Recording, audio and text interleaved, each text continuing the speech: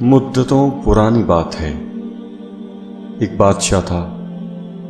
اس نے اپنے وزیر کو کہا، مجھے کچھ ایسے الفاظ لکھ کر دو کہ میں جب بھی غم کی حالت میں پڑھوں تو میں خوش ہو جاؤں، اور جب بھی خوشی کی حالت میں پڑھوں تو غمگین ہو جاؤں۔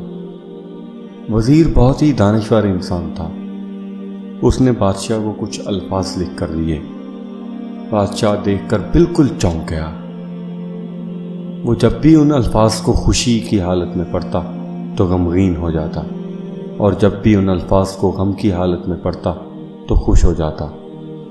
معلوم ہے اس وزیر نے کیا لکھ کر دیا؟ اس نے لکھا تھا، یہ وقت بھی گزر جائے گا۔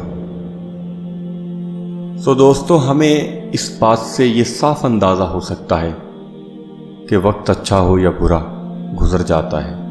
جو بھی غمگین حالت میں ہیں ان کے لیے بھی وقت گزر جائے گا، اور جو بھی خوشی میں ہیں ان کے لیے بھی وقت گزر جائے گا۔ زندگی میں کبھی بھی صبر کا دامن ہاتھ سے نہیں چھوڑنا چاہیے، کیونکہ شاعر نے بڑا خوب کہا ہے، صبر وہ دیا ہے جو آندھی کو روک لیتا ہے۔